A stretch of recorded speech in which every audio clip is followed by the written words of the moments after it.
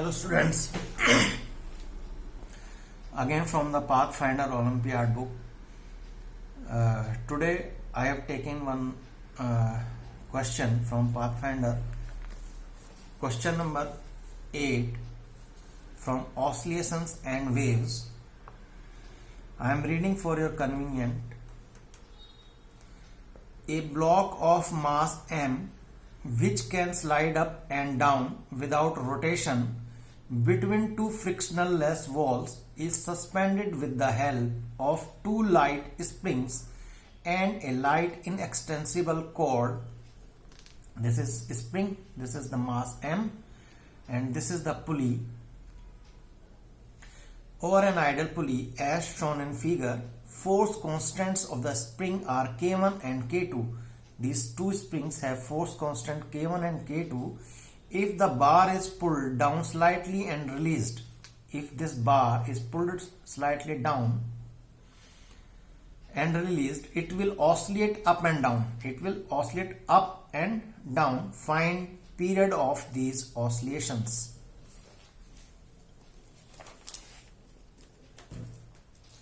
So have a look on the question. Now I am making the figure for you.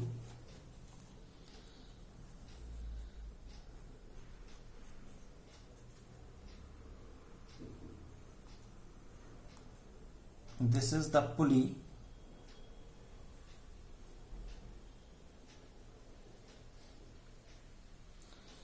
and these are two springs.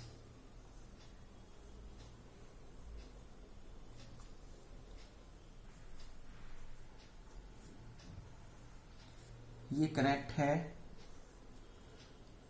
Mass m से, ठीक है। इनका spring constant K1 और इसका spring constant K2 आपको दिया हुआ है,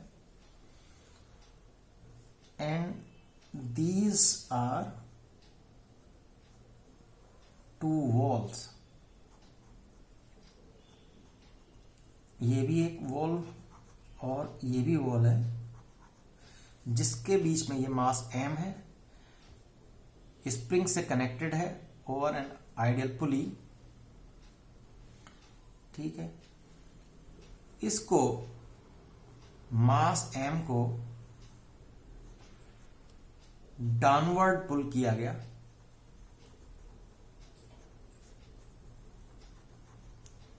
ठीक है।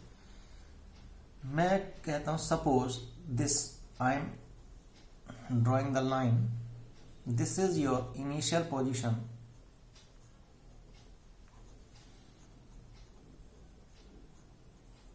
Means mean position.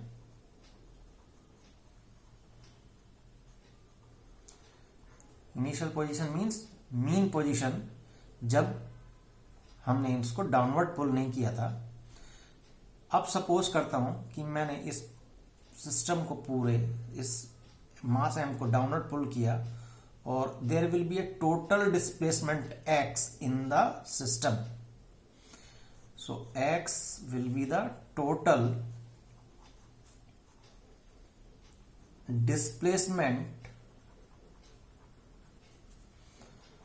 of system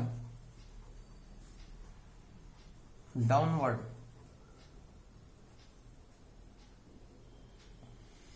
तो क्या होगा, ये टोटल डिस्प्लेसमेंट है ऑफ सिस्टम। तो these two springs are connected in the series. देखो यहां से ऐसे, these two springs are connected in the series.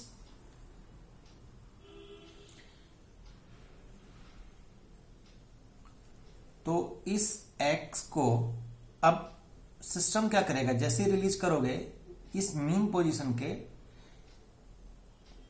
Around displace करेगा, मीन्स x नीचे जाएगा तो x ही ऊपर भी जाएगा, ठीक है। क्योंकि इनिशियल पोजीशन मीन पोजीशन के अराउंड आप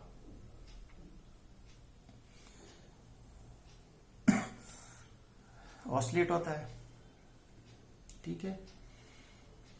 तो एक स्प्रिंग पर रिस्टोरिंग फोर्स भी लगेगा। तो सबसे पहले इस स्प्रिंग का रिस्टोरिंग फोर्स कर लेते हैं। एक रिस्टोरिंग फोर्स लगेगा, क्या लगेगा, F equals to minus K1x। ठीक है, क्योंकि सिस्टम डाउनवर्ड था तो रिस्टोरिंग फोर्स अप लगेगा। Similarly for spring 2, restoring force लगेगा F equals to minus K2x। अब हमें ये टोटल सिस्टम पर हमें F कैलकुलेट करना पड़ेगा। We have to calculate this F in total system. कितना फोर्स हमारे इस टोटल सिस्टम में लगा। तो x टोटल डिस्प्लेसमेंट था, तो x/4 प्लस x/4, ठीक है, दैट विल बी अगर मैं इसको प्लस करूंगा तो क्या आएगा, x/2 एंड यहां देखो क्यों मैंने ऐसे लिया है, क्योंकि इसको x लिया, यहां पर ये 2x1 और ये x2, x1 प्लस x2/4, तो ये क्या आ जाएगा, x1 plus x/2 and that is nothing but x1 plus x2 equals to 2x। बिल्कुल ठीक है, क्योंकि x डिस्प्लेसमेंट नीचे की तरफ जा रहा है, उतना ही डिस्प्लेसमेंट ऊपर की तरफ जाएगा, क्योंकि हमारा SHM कर रहा है। तो मैं इस x को x1/4 और x2/4 ले सकता हूं। ठीक है, अब मैंने इसको डिस्प्लेसमेंट को x1/4 प्लस x2/4 लिया, और हमारा रिस्टोरिंग फोर्स क्या था, F equals to minus K1x1। यहां से मैं x1 की वैल्यू निकाल सकता हूं, x1 equals to force upon K1।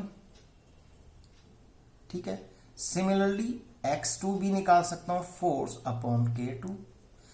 यहां पर इस इक्वेशन में आप पुट कर दीजिए, तो क्या होगा, x equals to F/4K1 plus F/4K2। ठीक है, ये आ गया आपका। अब मुझे यहां से टोटल F निकालना है सिस्टम पर। यहां इसको जरा थोड़ा सा सॉल्व कर लें।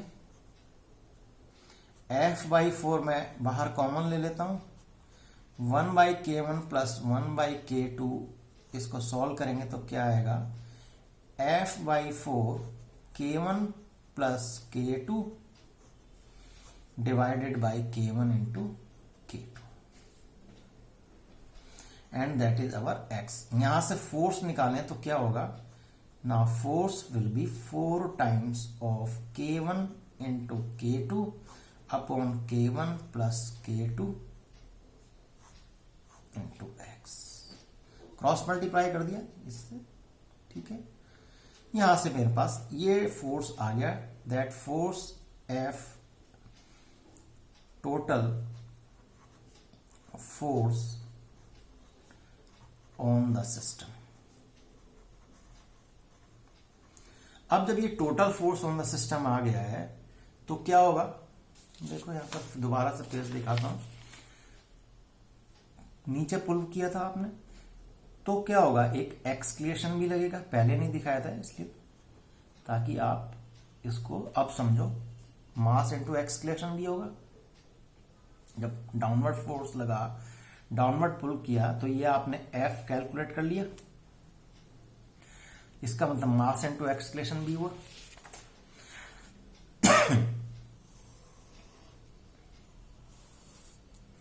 यहां पर F equals to mass into acceleration according to your Newton second law. Force मेरा क्या था, this one,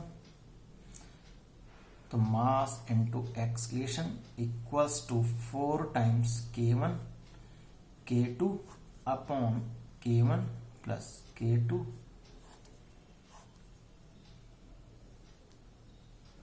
into x. And यहां से मैं एक्सलेशन की वैल्यू निकाल लू। एक्सलेशन क्या होगा मेरा, 4 times K1 K2 upon K1 plus K2 and that is M into x.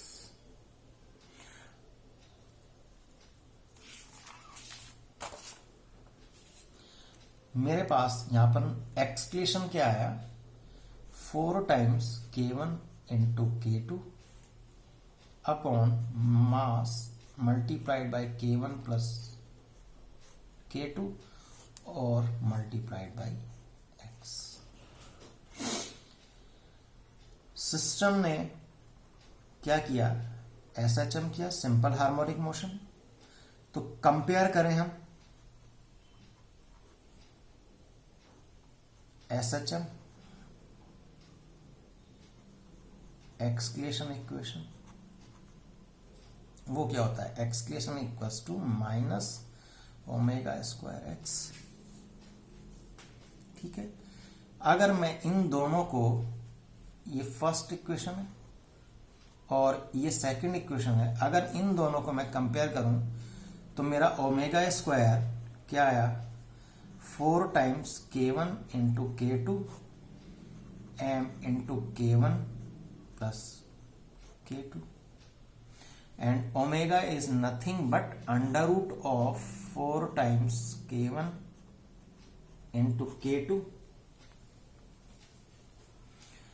divided by M K1 plus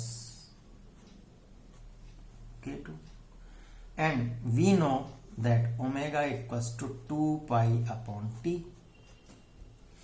तो यहां पर दोनों को कंपेयर कर दें, 2 pi upon T equals to under root of 4 times K1 K2 upon M times K1 plus K2।